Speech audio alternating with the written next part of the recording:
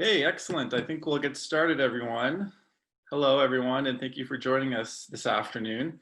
My name is Alexander Howes. I am a second-year student in the Masters of Public Policy and Global Affairs program at the University of British Columbia. I am very excited and honored to be your student host for this afternoon's event. I would like to acknowledge that I am situated on the traditional ancestral unceded territory of the Musqueam, Squamish, and Tsleil-Waututh peoples. I would also like to acknowledge that you are joining us today from many places near and far, and acknowledge the traditional owners and caretakers of those lands. So today we'll be talking about Silicon Valley and the future of capitalism. These are two areas that are very top of mind right now as we see ourselves staying more connected through our devices, and as our global markets continue to change as a result of the COVID-19 pandemic. So we're looking forward to exploring these issues in more depth. Now, I'd like to provide an overview for this afternoon's events. Professor Ramana will begin with a few words about our guest speaker, Nicole Aschoff. After that, Nicole will share her talk on Silicon Valley and the future of capitalism. Following that, Romana and I will ask Nicole a few questions before inviting you all to ask your questions. So to ask a question, we'll request that you use the Q&A function located at the bottom of your screen. So click that Q&A button and feel free to ask your question in the chat box. We'll be monitoring this space throughout the event, so feel free to ask your question at any time. Also, you'll be able to upvote other people's questions too, so the more popular questions will be asked first. Now I'd like to introduce Professor Ramana. MD Ramana is the Simons Chair in Disarmament, Global and Human Security, and Director of the Liu Institute for Global Issues at the School of Public Policy and Global Affairs at the University of British Columbia in Vancouver, Canada, and a scholar at the Peter Wall Institute for Advanced Studies. So now I will pass this along to Professor Ramana. Thank you, Alex, and thank you, Nicole. I'm happy to welcome all of you on behalf of UBC, SPPGA, and the Liu Institute. I'm very happy to have Nicole Aschoff speak today to us. Nicole is the author of The Smartphone Society and the New Prophets of Capital. And she's the managing editor of the Boston Institute for Nonprofit Journalism and an editor at large at Jacobin magazine, which is, I guess, the way we first got connected because she edited something I had written for Jacobin some years ago. She holds a PhD in sociology from Johns Hopkins University and previously taught at Boston University, where I did my PhD many, many years ago. Anyway, she lives in Cambridge, Massachusetts, and is joining us from there. Thank you again for joining us, Nicole, and we look forward to your talk. Hi, everyone. Welcome from the, hello from the East Coast. I'm very happy to be here giving a talk today. Thanks to UBC and the Liu Institute and Ramana for inviting me. And I'm just going to share a PowerPoint with you so you don't have to stare at my face the whole time. And then at the end, I'm happy to take any questions that you may have. So let's see, that should be working. And I'm also going to set my timer so that I don't talk for too long. All right, so today I'd like to talk to you about tech companies, which can crudely be defined as companies that wouldn't exist or survive without the internet. Sometimes people ask me, what do you mean by tech companies? Because it's kind of a catch-all term. But if we think about the role of tech companies today, we can make the rather obvious point that tech companies are central to modern economic, political, and social life. I think this is something that we've all come to realize. And I put just some few kind of points up here to give you a sense of the kind of dominance of what really, I mean, if we want to think about a few kind of points to consider, one of the things that really defines the digital landscape is how few companies really control the scene. We can think about Facebook, Google, Amazon, Apple, Microsoft, and of course, if we think globally, we can think about Alibaba, Tencent, Baidu. And then the sort of smaller players that are very visible nonetheless, Uber, Twitter, and then the more secretive players like Palantir.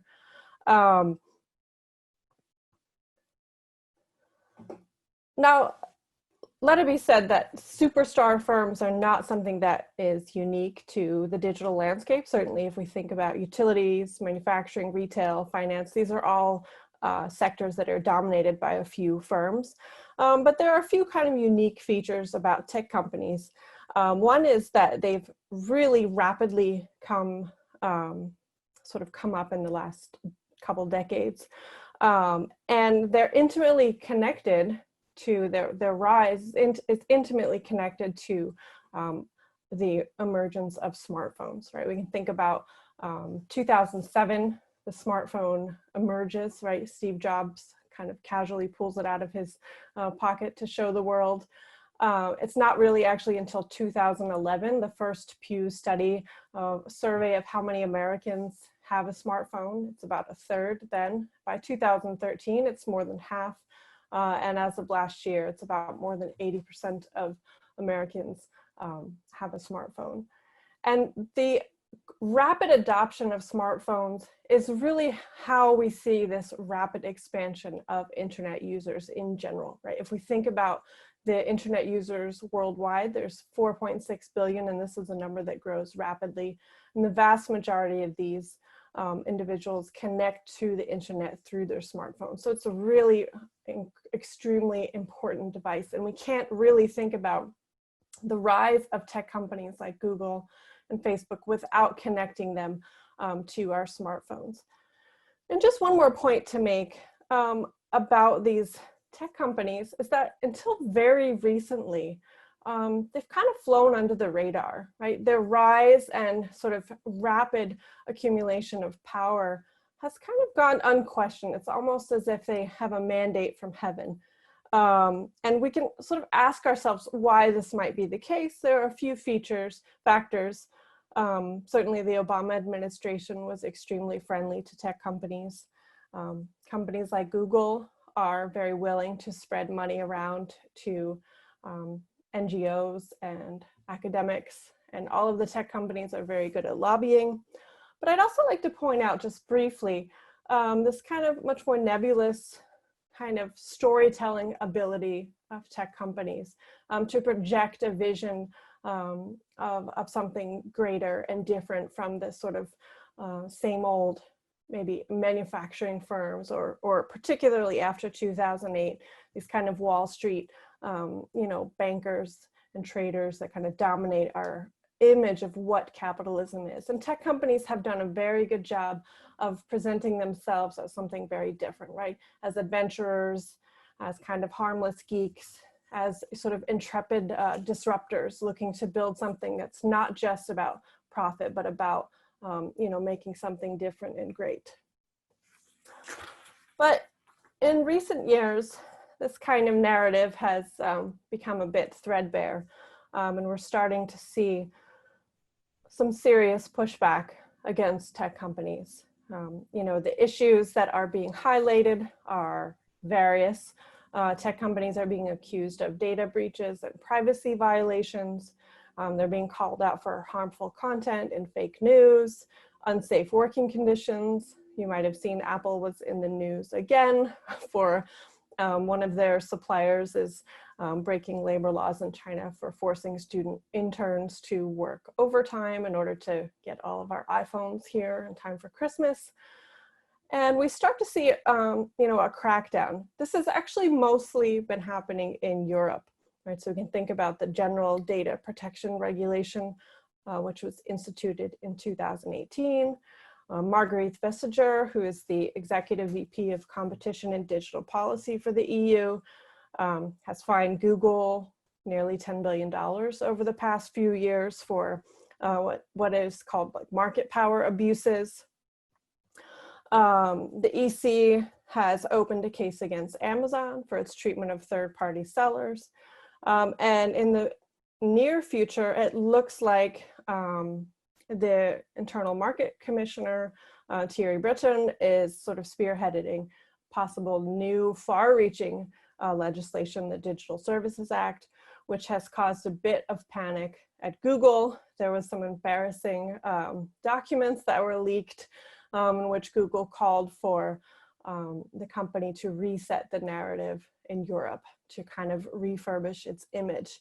And it's really actually going to have to look to reset the narrative in the United States too. As many of you know, finally, US government institutions are starting to crack down on tech companies in the United States. The FTC was fined the FTC fined Facebook $5 billion last year, and they have an open investigation against them. And more recently, the DOJ and 11 Republican state attorneys, attorney generals have filed an antitrust lawsuit against Google. Of course, the Trump Justice Department has also called out Section 230 of the Communications Decency Act as something that needs to be revoked or rewritten. And even more damning, and I encourage everyone to take a look at this, is a 450-page report that was recently released by the House Judiciary Subcommittee. And it's basically a detailed look at the business models and business practices of Facebook, Google, Amazon, and Apple. And this report, which has been spearheaded by, and I should have said that on the other page here, just to give you a sense of some of the people that are working in the United States. Obviously, Senator Elizabeth Warren, but also David Cicilline and Josh Hawley. These are, elected officials who have become much more vocal of late in actually calling out tech companies and calling for a variety of strategies to rein them in, if we want to think about it broadly. So this investigation is pretty damning, and it's very detailed, and it tries to establish a number of claims about US tech companies. One of the major claims that it makes is that Facebook, Google, Amazon, and Apple are engaged in intensive, what they call gatekeeping, which is essentially the idea that a company like Amazon, right, or Google owns the sites and marketplaces that other businesses depend on to access users and markets. And that not only that they're gatekeeping, but they're abusive in how they set the terms and conditions and fee structures for these users, many of them who are individuals or small businesses. So you may have heard Amazon is kind of a prime example of this kind of gatekeeping and abusive gatekeeping, right? The argument is made that Amazon uses private data from its third-party sellers who sell goods on its marketplace to then compete with those sellers using its own sort of deep pockets and access to economies of scale to undercut and essentially drive these small businesses out of business because they can't compete with Amazon. And certainly we can think about, Google and Facebook. The Apple Play Store is again brought up as this kind of example of gatekeeping. The report also digs into the questions of innovation and competition, and it argues very clearly that companies like Facebook and Google have engaged in what it calls killer acquisitions. Surprisingly, these four companies have made over 500 acquisitions over the past 2 decades. Basically, they're buying firms that they consider direct competitors so that they never can reach the scale that these tech companies have, sort of reinforcing their monopoly and this sort of virtuous cycle that they get from network effects. This idea that, the more users you have, the more people will want to use your product because it's in their interest. Another claim is that these companies create walled gardens, right? And we can think about this in terms of Google's declining click-through rate, right? So it used to be that Google was kind of a turnstile for the web. People would use it to click through to other sites.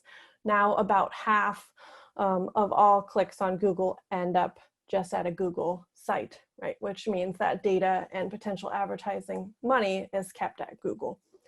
But we can also think about it in terms of news, right? And sort of kind of more thorny issues of media and what role these companies play in shaping our media and access to media. And whether we actually, you know, if we're relying on social media, which about 45% of Americans say they get at least some of their news from social media, we can think about, you know, the increasing inability of people to go outside of these apps, right? Or sort of their habits are formed where they don't ever leave the apps to actually find out different sources of news. And this then has a vicious kind of cycle effect on independent news organizations who no longer have as much attractiveness for advertising dollars. And of course, issues of privacy violations, right? These companies have been called to count numerous times for data leaks and for just outright lying about how they collect, store, use, and sell user data. So this report is a very detailed, you know, kind of investigation or inquisition into these companies. And experts say that this, you know, in combination with the Justice Department's antitrust case, increasing tension and in Europe and also in other countries, right? In India, you're also seeing some examination of these tech companies.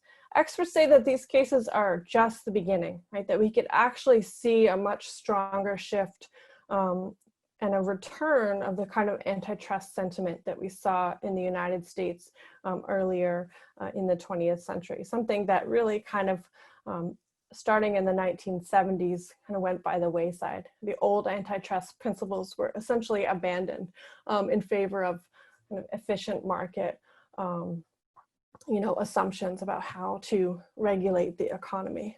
And so if we see this kind of potential return for an antitrust kind of sensibility, and there are a number of solutions that are being thrown around, right, to actually what to do with these tech companies. One of them is just structural separation, right? Actually divestiture, break up Google, right? So break it up so that Google and Android are separate maybe, right? Or break up Amazon so that their marketplace is different from their actual production and sale of their own goods. We can think about that. Another possible solution is just a little bit more fine-tuned, which is like just business restrictions, actually functional separation, enforcing functional separations. And there's a big push to look a lot more carefully at future acquisitions, right? To say, there's a lot of people who say, you know, Facebook never should have been allowed to buy Instagram and WhatsApp. That should have been definitely not allowed because they were direct competitors. Instagram and WhatsApp, I don't know what I just said. Facebook should not have been allowed to purchase those. That's the idea. So moving forward, the idea that, you know, we wouldn't allow those types of acquisitions to take place. And I put this quote up here by Barry Lin, who used to work for an organization that was funded by Google and then got fired. He got fired for speaking in favor of an EU case against Google. So he started a new organization called Open Markets Institute, and I don't necessarily agree with a lot of the arguments that are made by this institute, but Barry Lin is a really smart guy, and I think this is kind of a powerful sentiment that he's expressing here. He's saying we're looking at a once-in-a-century opportunity to realign what the political economy of the United States should look like.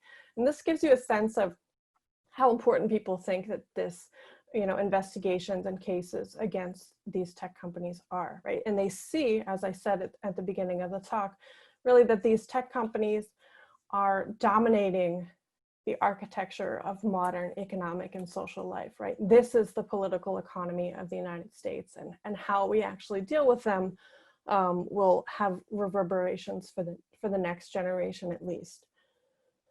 So I think that if we take a step back and actually look at, the policies that are being suggested, at least, the ones that are receiving the most airtime, I think that I'm broadly in favor of these antitrust measures, and we can talk about this more in the Q&A.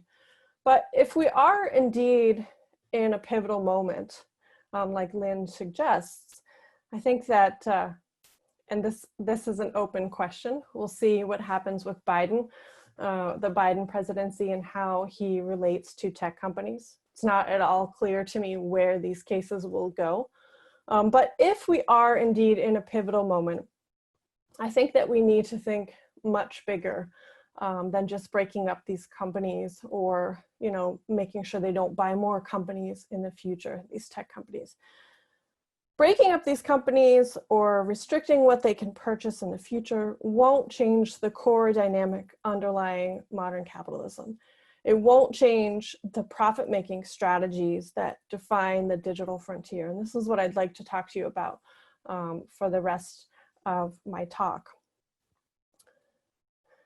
And the profit-making strategies that define the digital frontier, really, to put it very bluntly, is the commodification and marketization of our personal data. And this is mentioned, for example, in this House subcommittee report.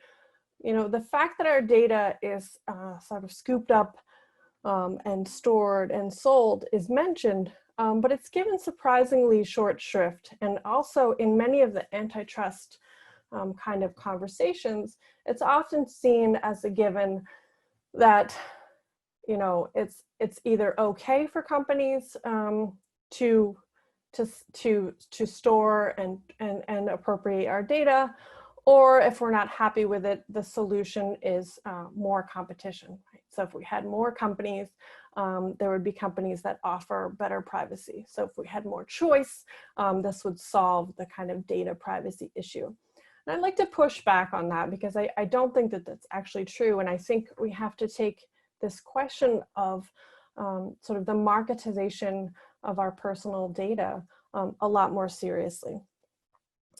And one of the reasons why I talk about this a lot and why my book is called The Smartphone Society, I started to really look at the smartphone because smartphones are the primary way that this data is generated, right? We have this phone that we carry with us 24/7. I use my phone as my alarm clock, which essentially means I sleep next to it. I carry it with me all of the time. And it's constantly generating data. And I'm actually not even a big social media user. I don't use Facebook. I barely use Twitter, and I don't use Instagram, yet I'm still generating an enormous amount of data just by using the few apps that I do use. So I want to talk to you a little bit about what I call the digital frontier. And if people are interested, we can talk a little bit more in the Q&A. I just want to sketch out some of the ideas here. So the digital frontier is the present and future of capitalism, and it rests on a giant leap in the commodification of life itself. And I use the language of the frontier, right, for a few reasons. And you see here I put this picture of these two railroads meeting. This is our imagined, sense of conquering the West, right? Which is when we think about the frontier and capitalism, these kind of concepts usually come together, right? We imagine the conquering of frontiers and often natural resources and machines here, right? We have a railroad are at front and center in our kind of historical narratives. But I use the language of the frontier because it reminds us that capitalism is a historical system that evolves and changes over time. And this change is not passive or driven by machines or resources, right? We don't just sort of open frontiers and the resources aren't just kind of sitting there for us to take, right? They're actively created, these frontiers. So these, this change, this evolution of capitalism is not driven by railroads or smartphones. It's driven by people who are people, and of course, companies and governments who are looking for profit-making opportunities. And these profit-making models rely on both the exploitation of wage labor, right? We can imagine, much of it low paid, but also the appropriation of unpaid labor, right? If we think about frontiers that are made, the West or the New World, right? It's not just about bringing people into a wage labor relationship. It's about appropriating unpaid labor from slaves, from colonial subjects, from women. And before I go any further, and I only have 40 minutes today, so I have to gloss over some stuff, but you'll see that I put this little symbol of the octopus up here, which is the reconnaissance satellite. I put this up here because even though I'm not going to talk about it too much, I want you to keep in mind that tech companies and US intelligence agencies are, for all intents and purposes, inseparable from each other, right? And this is, again, part of historical capitalism. When we think about how frontiers are made, they are not just made by intrepid entrepreneurs and companies, right? They are made in partnership with militaries and governments, often at the tip of a sword or a gun. And this is certainly the case today when we think about the collection and storage of our personal data. This is something that's as much a project of tech companies as it is of US intelligence agencies. And there's a lot of cooperation between the tech world and the military, both in terms of product development, but also in terms of their sort of global mission. So we can think about, if we think about the digital frontier, the US government and intelligence agencies are kind of the silent partner in this endeavor.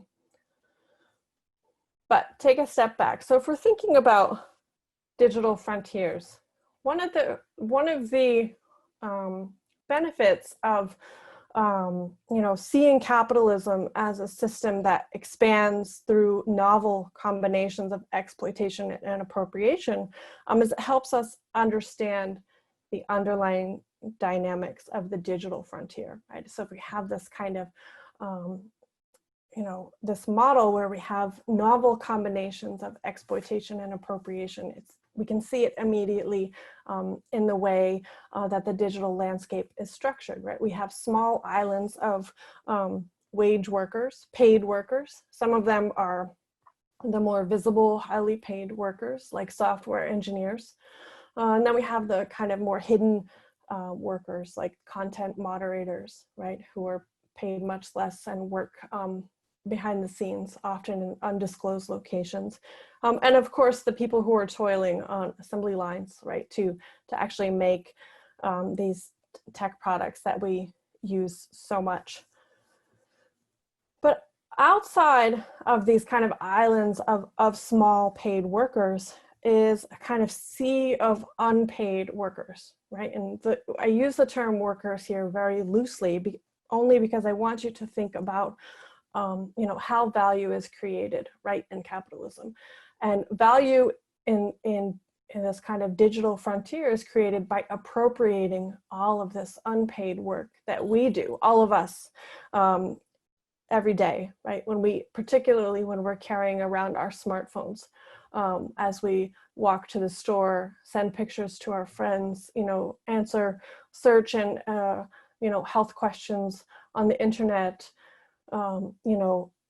put biotracker apps on every single thing we do 24/7, right, with our phones. And we do more and more with our phones, particularly during the coronavirus pandemic when we're stuck inside and forced to interact digitally in a way that we never had to before. This is constantly generating data that's being appropriated.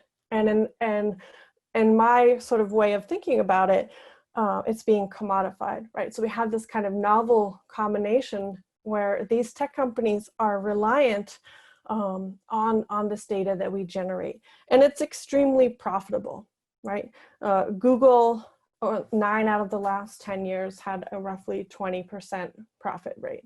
Facebook makes 99% of its profits from selling digital ads, right? This is not a result of, these companies employing lots of workers. It would be impossible without the appropriation of all of this data that we users generate, and mostly through our smartphones. Now, this is surprising to me, but I run into this a lot. I say this to people and they kind of say, so what? We're generating all of this data and tech companies are appropriating it. And so what if Google and Twitter and countless third-party apps track your every move and soon facial expression, right? They say it's an exchange. They say, we know what we're getting. And they say, we agree to give our data, and in exchange, we get to use all of this free software and platforms, which are great. And they say, this is, if you don't want to be tracked, then don't use the internet and don't use a smartphone, right? So this idea. But I think we should push back against this kind of thinking. It mirrors a very old kind of justification for wage labor and the private ownership of the means of production, actually. It's the idea, this kind of classic idea that wage workers, capitalists are meeting in the marketplace on equal terms, and one, they have an exchange. One agrees to sell her ability to work, and one agrees to purchase that ability to work. And we have the freedom to decide whether to engage in this exchange. And I think, as we all know, this uses choice and freedom in only the loosest of senses, right? Because most people don't have a choice. They have to work for a wage or they can't pay their bills, right? They have nothing else to fall back on. And I think in the digital marketplace, we also don't have a lot of choice. We can choose not to use the internet or smartphones, but that would lock us out of, most of the dynamics of modern society. And there are just a handful of tech companies that are actually controlling this digital marketplace. So I think we shouldn't overestimate how much choice, I'm just checking my time here, we actually have. So yes, we should care. And I want to talk to you for a couple minutes about some other reasons why you should care about the appropriation of sort of life itself, right, and commodification. And if we start to actually dig in to the type of surveillance that is being conducted every single day, all day long, it's surprisingly difficult to get a clear sense of what companies are doing and how they're collecting the data that they do, what data they're collecting, and what they're doing with this data.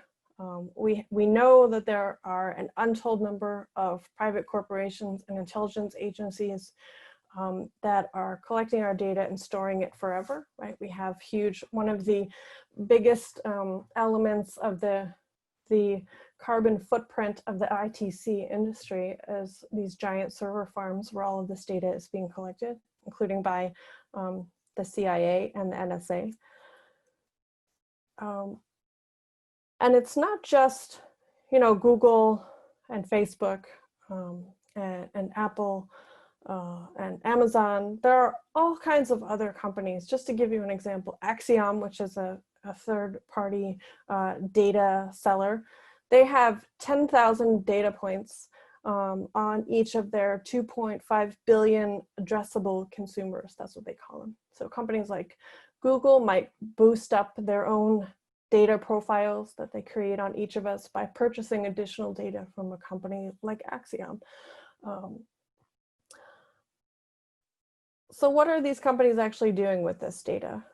Well, this is a good question. We know for one thing that they're doing is that individuals all over the world are being slotted and scored, right? This data is used to train algorithms that determine whether we get a loan, we get a job, even how long we wait on hold.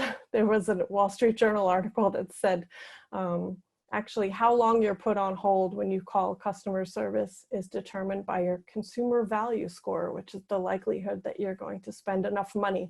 And if you don't spend enough money, you'll be on hold for an extra long time. Those things seem fairly benign, but certainly if we think about the emergence of China's social credit score system, again, which is the complex combination of variables such as your political activity, whether you pay your bills on time, who your social networks are. If your social credit score in China is too low, you can't buy a train ticket, and you're essentially locked out of the internet. This is not just a problem that other people have to worry about, right? If we think about the power of tech companies to actually collect our data and use it for whatever purposes they want, this is something that we should be concerned about. And just as a kind of, to develop this idea a little bit further, there's a lot of hype about big data in the sense that, you know, big data is this kind of magical diamond mine that keeps on giving, and it's infinitely valuable. So once we collect it, we can just keep mining it and using it over and over, but this isn't really true.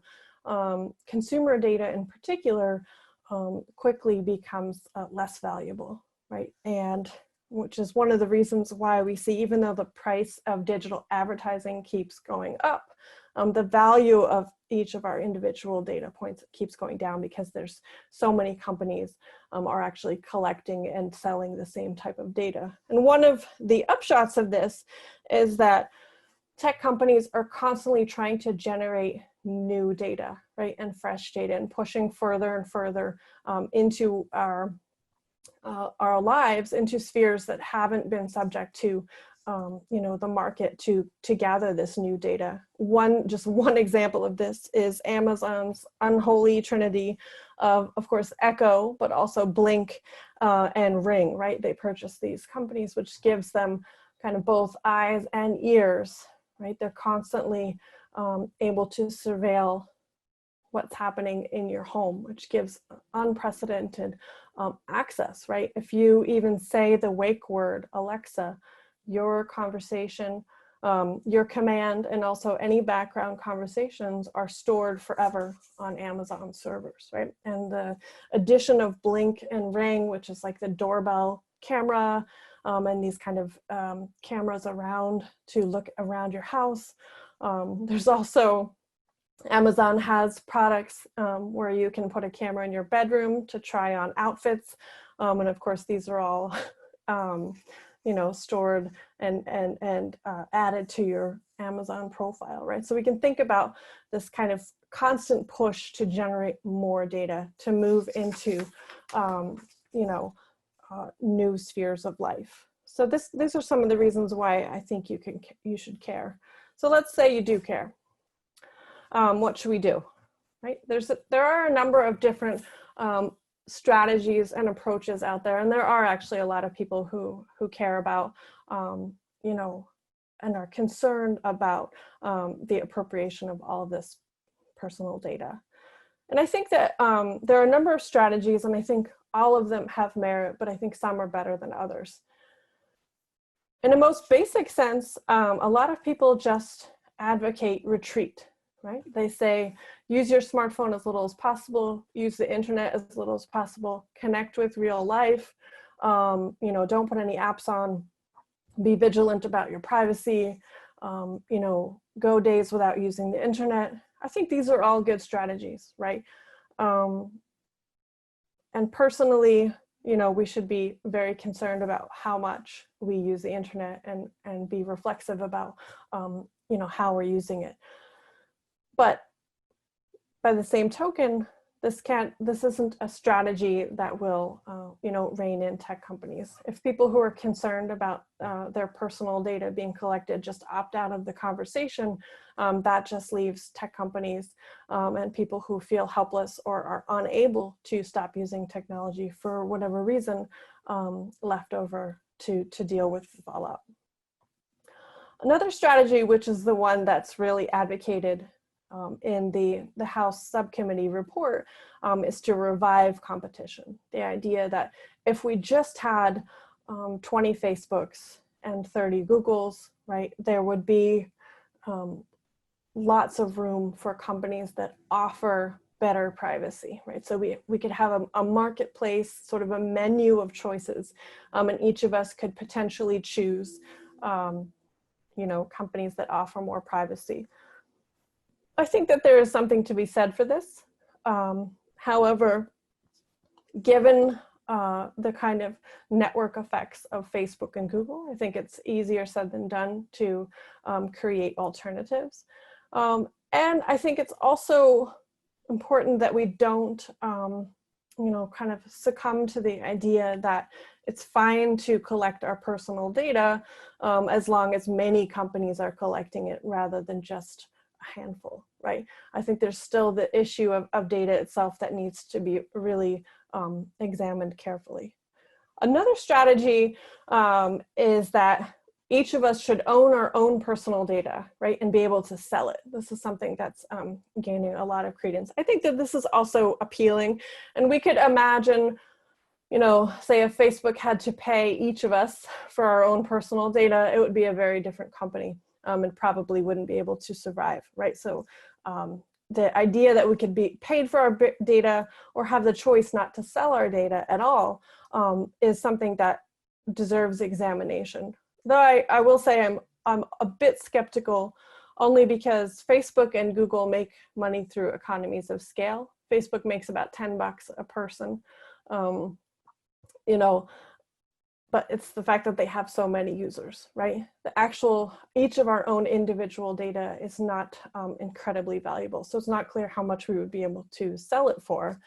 But on a more kind of philosophical level, I think we should also be concerned about the kind of incentives and that selling our own data, right, put into place, right? If we think about, you know, the broader question of commodification, right? And if I'm constantly engaged in selling data about, well, here's where I walk every day, and here are my photos, I'll sell you access to them, and here's my browsing history, and here are all the newspaper articles I read, right? This is the kind of data we're generating. So what does it mean to say all of that should be for sale if it's for the right price, right? These are kind of incentives I think we should really be examining. Some more radical demands that we should be considering, I think, are to treat Google and Facebook as utilities, right? To really examine what this would look like. These companies are essential to modern life, right? It's hard to think about work or education without Google, right? So what would it actually look like to think about Google as a utility? This is something that deserves a lot more attention.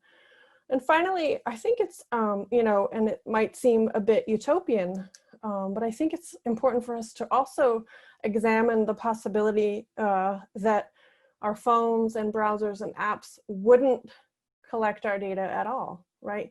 We could imagine developing technology that isn't reliant on collecting, storing, and selling our data, right? And this is certainly doable. We have the technological know-how to do this. It's just that at the moment, the conversation about what our technological future should look like is really dominated by a handful of tech companies and venture capitalists and people who have drank the Silicon Valley Kool-Aid. So I think, you know, now is the time to really kind of put it all on the table and not be afraid to make big demands about what kind of technological future we want. Because if not now, then when? Oh, that was exactly 40 minutes. Okay. All right. So I will stop sharing my screen and I'm happy to take questions. Great. Thank you so much. I will sort of exploit my position here and ask a first couple of questions. But this is a fascinating talk. Thank you so much, Nicole. So I wanted to start by saying, you know, you talked a lot about regulation, right? And you talked about, you know, how the government is starting to crack down on tech companies, you know, in various ways by which this can be regulated. You mentioned, for example, the idea that Google or Facebook could be treated like a utility. And so I want to sort of start by thinking about how utilities, by which I mean electricity companies, water companies, etc., operate in the modern world. And as you know, since the 1980s and 90s, there's been a wave of restructuring, usually called reforms, electricity reforms and so on and so forth, which basically sort of convert them much more into companies like any other company rather than like a utility in a way, right? So I want to sort of ask the more general question, you know, do you think that these companies can actually be regulated through the methods that have been used in earlier decades to limit the amount of monopoly control that they have, and what the limits to such regulation might be? And I have another follow-up question, but I think I'll let you answer this first and then. Okay, thanks, Ramana. Yeah, I mean, certainly if we think about the kind of neoliberal period and the turn toward more neoliberal strategies over the past 30 years, we wouldn't want to use that as a model of how to build a utility. I think I use the word utility in a very broad sense of imagining it as something that's necessary for modern life. And so that needs to be regulated and designed in such a way that doesn't put profit first, right? It's actually thinking about how to you see this as a public good. And it's partly, you know, we can imagine this in the vision of the digital commons, right? To the sort of early promise of the internet. And I think that there is still some credence to this, is that it really can be a space to equalize voices and allow billions of people to participate in a way that we have never seen before, whether it's through politics or our ability to access information or create new knowledge. There's something really special there that's new. And if we recognize this as something that shouldn't be driven by profit making, but rather as something that's essential to democracy, right? We can regulate it as a public good in that way. Great. So my student Cassandra Jeffrey, who sort of graduated from the SPPGA program last year, and I have been looking at some of these electricity utilities in the US and seeing a lot of things that you are also talking about, the kinds of acquisitions and you know, their sort of increase in their market capitalizations, which is the point I want to come to next. So if you look at all these companies that you talked about, you talked a lot about how people are trying to do something about them or how we are interacting with them, but not so much about how they operate. And for me, it seems that they have two big attributes. The first is that they're very rich, they have lots of capital, and they also have a lot of political power, which they use in various ways. So I want to ask you to sort of talk a little bit about how you see the relationship between these two attributes, their capital and their political power. Yeah, that's a great question. I think if we think historically about what has constrained corporate strategies, it's been labor, right? Either wage costs or labor unrest, and the cost of capital. And both of those in the past 30 years, but particularly since the 2008 financial crisis, have become non-factors for companies, right? The cost of capital is historically low, and we don't see any real pushback from organized labor. We've seen some great and interesting strikes amongst teachers and amongst nurses, but on the whole, you know, the threat of labor unrest is very low. So companies, tech companies, but just companies in general, have an unprecedented amount of leeway in designing their own strategies. And in the tech world, we have a landscape where there's almost no checks and balances or restrictions on what companies are able to do, and the cost of capital is incredibly low. So it's like a perfect storm for them to create you know, the landscape as they see fit, and to use their deep pockets to shape not just you know, elected officials' priorities, but also to shape the debate in very profound ways, and in no small part by shaping academic research, right? Funding, particularly when you're seeing funding cuts and you know, the sort of publisher perish mentality getting worse and worse in academia. Free money from Google and Facebook is really good. So we see a really kind of wide menu of strategies that are used to And, I talk about Facebook and Google, but we also have to talk about telecom companies, right? Who are huge players and have a vested interest in, making high profits. They're beholden to their shareholders, and it's not in their interest to, for example, provide everyone with broadband internet, right? These very basic things. When we're talking about using our phones less, well, many people would love to be able to have broadband internet at home. So, as you said, it's not just as simple as, our own interactions with these companies, right? They operate in a landscape that they've been able to shape to their own benefit in a really dramatic way. That's great, thanks. I mean, I have a lot more questions, but I think in the interest of fairness, we should get other people to ask. So, Alexander, do you want to sort of moderate from now on?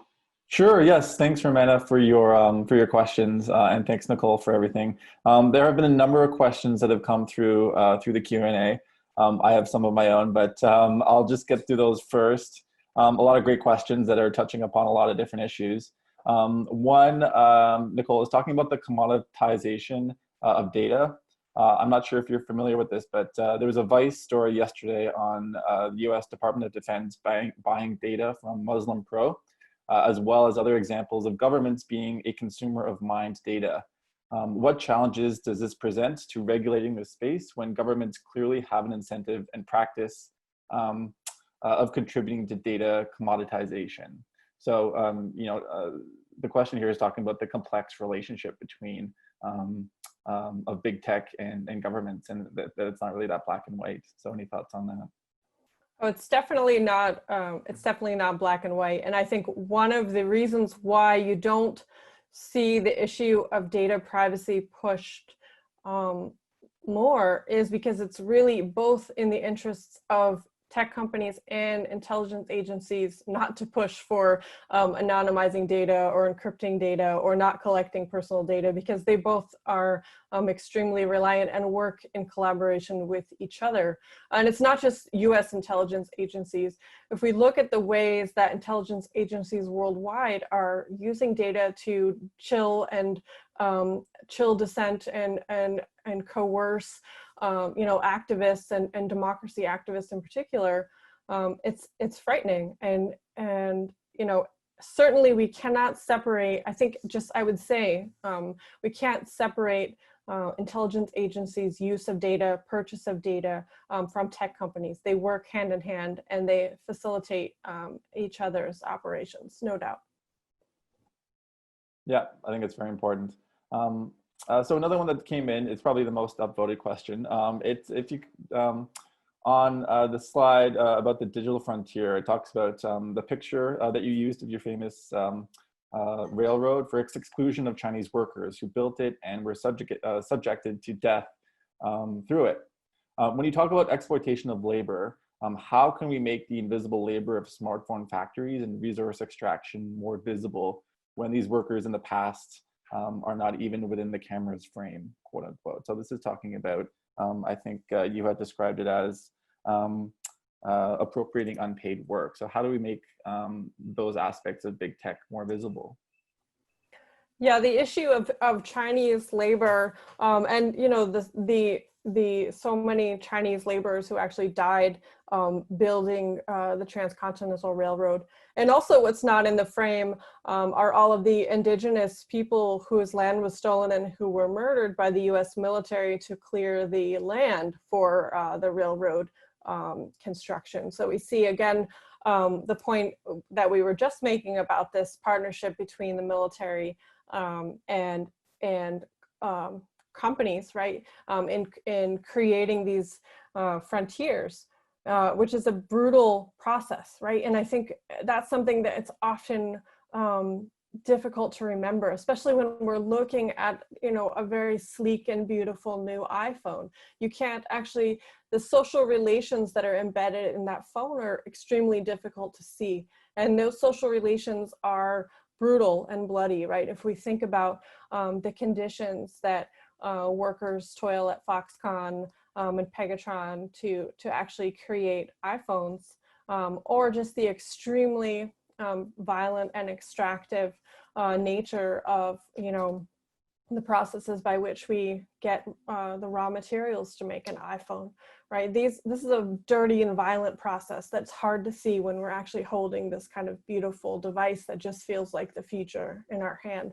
So this is a question, it's not an easy question to answer. How do you actually make visible this exploitation and appropriation, right? Because it's not as if these poor countries and these people who are mining for coltan are being paid a fair wage, right? Much of this materials are just kind of being taken or not even close to being. So I think this isn't an easy question to answer. We can think about education, but Apple just got in trouble again for exploiting student labor at one of its subcontractors, and there's no repercussions for them, right? They can say sorry. They said that this company will not receive any future business until it follows a code of conduct, which is essentially saying nothing. We don't even know what quote unquote future business means. So this is a challenge for all of us, as we're thinking about creating a digital policy for the future for what kind of a digital landscape we want, right? We have to actually make this kind of work visible. And I talk about this more in the book. I didn't really talk about it today, but if people are interested, they can check it out. Mm-hmm. Yeah, absolutely. Well, it highlights, again, how complex this issue is and how I think we don't have a lot of the resources and tools to even understand what goes into these devices. So you mentioned education. I think that's a huge issue too. And it just seems like, big tech is not doing what it needs to do to, inform its users of the role that they play online. I'm holding this book up. This is a great new book out can everybody see it? It's called Dying for an iPhone by Haymarket. If people are interested in learning more about the condition of labor inside Apple's China factories, it's very informative. Mm-hmm. Great. So another question that's come in, and it's kind of related to this. So as technology is changing our lives, we should have the right to vote for new technology. I think this goes into Romana's question about utilities. How do you think society members can vote for new technologies and apps that are produced? What does this regulatory body look like? So, if we look at this as a public good, how are people able to make their voices heard and have say in that? Well, that's a huge and a super important question. I think it's useful first to step back and remind ourselves that even an iPhone, right, which people talk about Steve Jobs as if he's kind of an entrepreneurial genius, and he was a really smart guy. But all of the technology, or most of the technology that went into the iPhone, was the result of research, much of it taxpayer funded and much of it coming out of universities, right, kind of basic research that had been done for generations. This company was able to draw from this research and then create a product and patent it and sell it to create a kind of private thing, right? So taking public goods and turning it into a private product. So if we think about, well, how do we actually in the future, create public goods and create technology that we can all use and we all have a say in? Well, we have to maybe rethink how we create technology, right? And have a push for this to be part of our publicly funded institutions, right? And so that universities are so quick to take any kind of advance or product and patent it, right? This is something that is part of their revenue strategy. But if we actually think about universities as places that could be central hubs of developing new technology, right? That's democratically decided and taxpayer funded public universities. I think this could create a sphere for this kind of experimentation and innovation. Mm-hmm. Yeah, I think it's important for us to think of those different ways to, take control or regain control.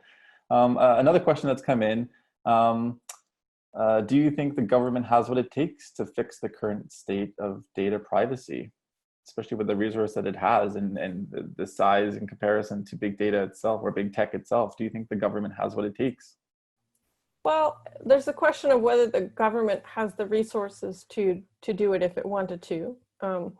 Yes, it could do it. The question of whether it has the will or whether it's likely that elected officials will push to actually enact data privacy is another question. And I don't think we can rely on elected officials or the executive to put in place these kinds of structures that really protect our privacy, in large part because the intelligence agencies and also local law enforcement is invested in, abusing our privacy. If we think just about the surreptitious use of facial recognition software by law enforcement continually, this is very distressing. So this has to come from a grassroots, non-governmental kind of movement, right? To make the kind of privacy demands that we want.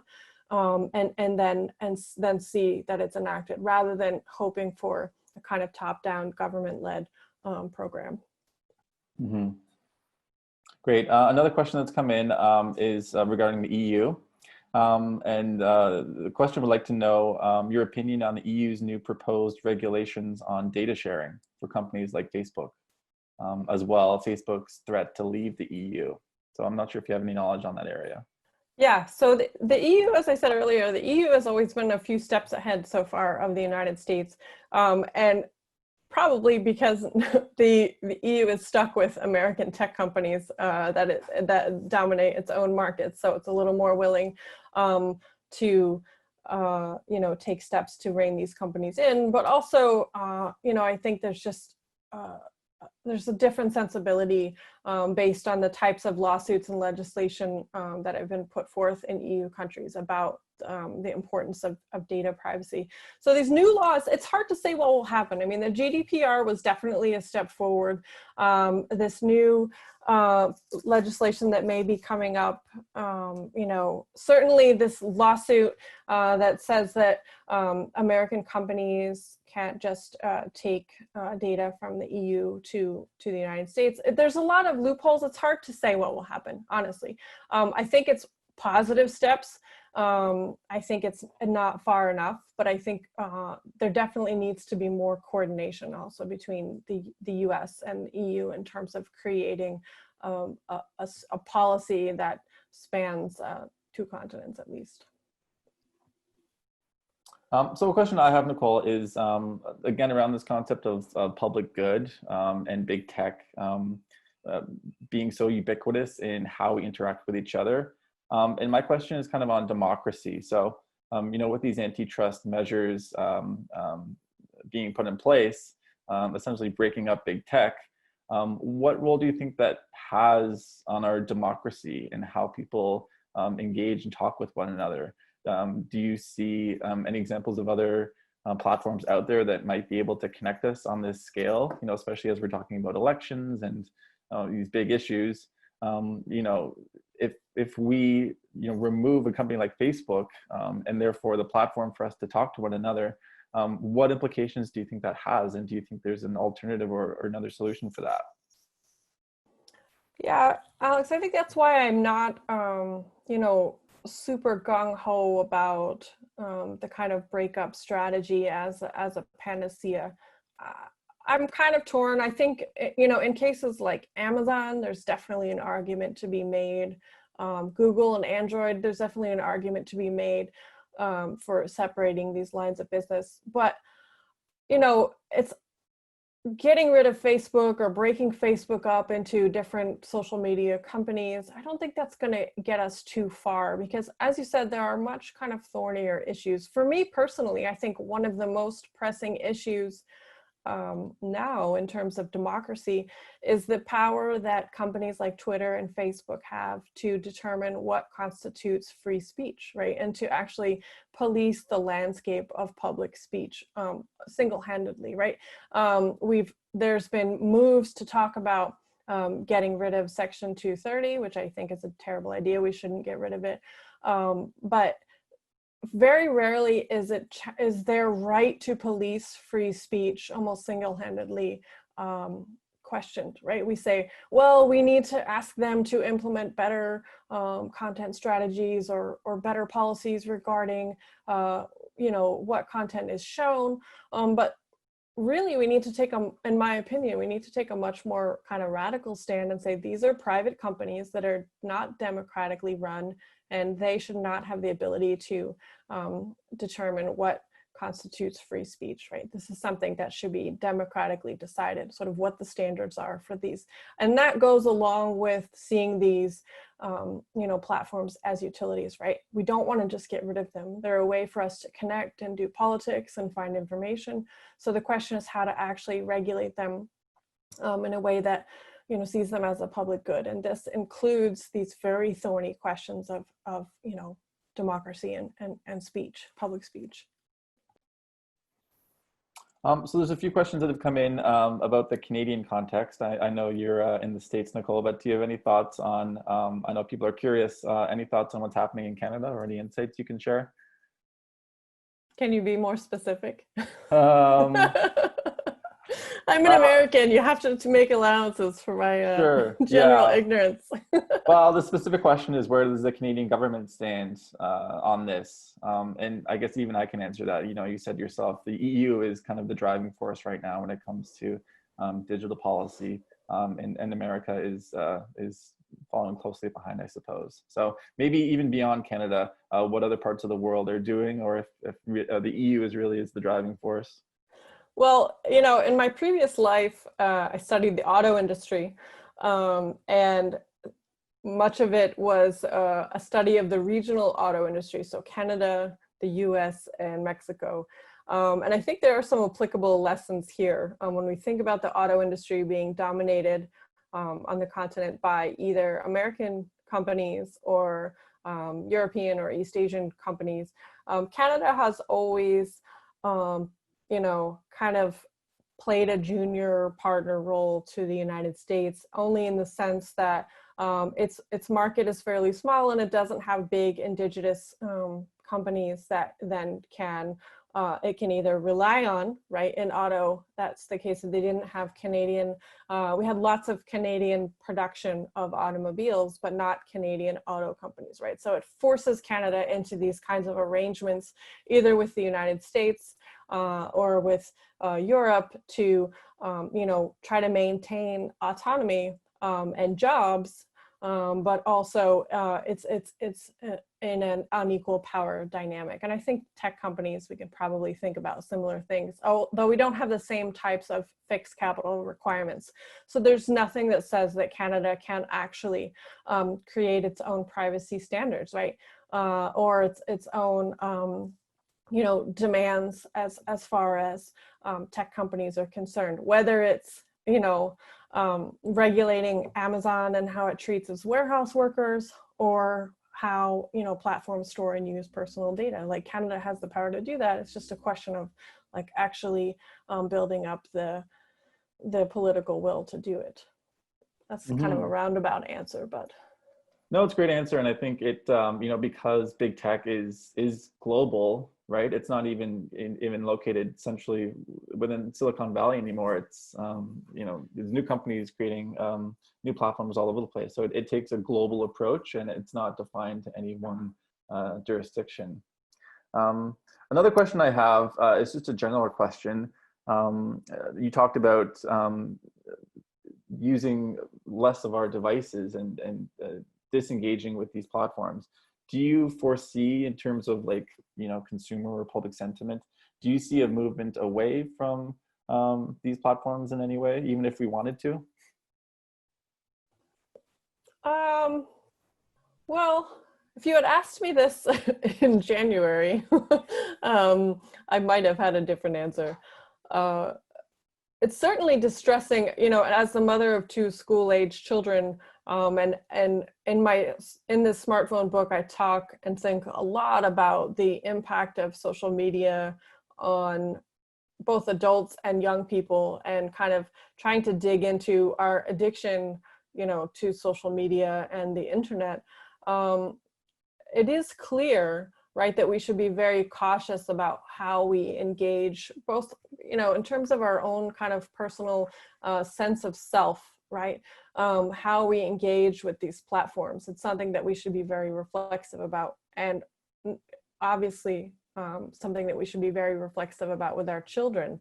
And it's a little shocking to me, you know, as we come to rely more and more on remote education and remote work, how much, you know, how deeply and rapidly we've been sucked into this kind of digital world, right?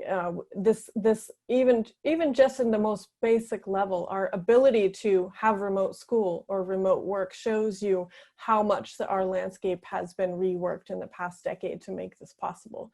So it is distressing to me when I see how excited Google, you know, and Facebook are to kind of help out with all of our remote needs. You know, it does seem like our habits and norms are going to be entrenched even more deeply into this kind of, you know, everything being mediated by a screen.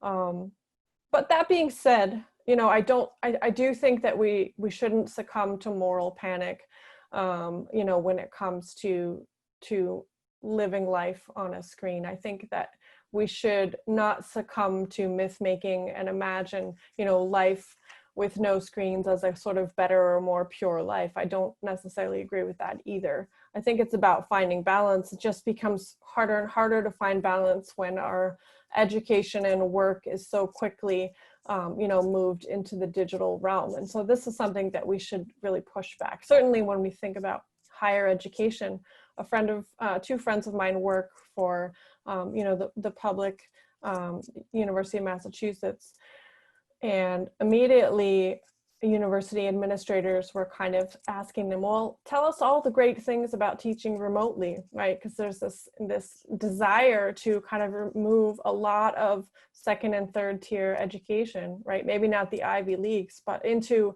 this kind of remote learning model, which I think is disastrous, you know, either for higher education or for elementary school education. So again, it was a very roundabout answer, but I think it's, you know, this is something that's deepened dramatically our relationship to the digital in the past 11, you know, 10 months, and it's something that we should not just kind of see as the new normal, right? We should push back to in-person life. Mm-hmm. Yeah, which is very difficult to do in the current times. Like you said, the more of us are becoming more connected with our devices. So we don't really have a choice in the matter.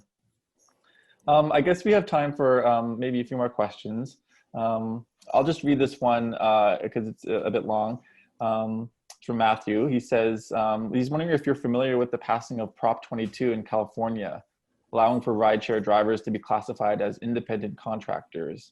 Since this was written and coordinated by heavily funded tech firms like Uber and DoorDash, and passed by not politicians but voters, is this current issue a media control or education about tech's power, or both? So I'm not sure if you're familiar with Prop 22, talking about Uber in California. Yeah. Yeah. Are there any thoughts on that? Yeah, I mean, the ballot initiative was a last-ditch effort by Uber and Lyft to get around this, what was a very exciting kind of law, which would be really one of the first of its kind, to call out the fact that these companies were grossly abusing the notion of, you know, what is an independent contractor, when clearly these drivers were much more like employees. So the ballot initiative was the last-ditch effort to overturn that. And it is interesting to me that voters, you know, voted in favor of keeping, you know, Uber and Lyft drivers as independent contractors. And it's something that we need to take seriously and unpack kind of why that happened. I mean, in the most obvious sense, it happened because these companies threw a ton of money at the issue. But it's also, you know, this tension between, you know, consumers and workers that gets teased out in different ways in this kind of digital landscape. Because I think people know, right, that if Uber drivers get counted as employees, right, the cost of an Uber ride is going to go up, and it might become less available, or Uber might just cease to exist because it doesn't have a viable profit-making strategy. It relies on venture capital money and a lot of sort of sparkle dust and, you know, inflated expectations for future market share and self-driving cars, right? It's not a viable strategy in the long run. So I think people kind of know, well, I like Uber, I like Lyft, right? They might be thinking, and if the cost of labor goes up, maybe it won't be around anymore. There's also a question of like, you know, how do we actually, you know, re-envision work and employment regulation in this kind of digital gig economy, right? There is something to be said for the flexibility that's provided by, you know, downloading the Uber app and driving when you're able, right? There's something that is appealing to people for that. And if we only have two boxes, employee or independent contractor, you know, people might be, you know, say, I don't know, maybe if we all have to be employees, I won't be able to drive anymore, right? I won't be able to actually keep that as my job. So I think in this moment, you know, it's partly a result of a weak labor movement, right? That we're kind of relying on these kind of ballot initiatives, but also, you know, it's a moment where we have to really re-envision how to protect workers in a very different kind of labor market, right? And come up with new strategies. So I think it's disappointing, no doubt, but it's, you know, it's enlightening at the same time. Mm-hmm. Yeah, well, it's just indicative of the power that these companies have, right? And you know, how people make their voices heard. So yeah. Okay, well, it looks like we're approaching the end of the discussion here. So Nicole, there's definitely been a few takeaways, you know, namely, you know, the massive influence that big tech has in our world, in our everyday lives. So Nicole, I'd like to thank you for your time, sharing your work with us. I think smartphone use and the role it serves in our democracy is definitely top of mind for all of us right now. And I think this talk has shed some light on how we might be able to navigate you know, these new realities moving forward. So I'd like to thank you, Prof. Ramana, as well for your contributions as well. And I'd like to thank you all for joining us today. So please be sure to pick up Nicole's book, The Smartphone Society, Technology, Power, and Resistance in the New Gilded Age. And we look forward to seeing you all in person very soon. Thanks, everyone. Thank you. Thanks, everyone.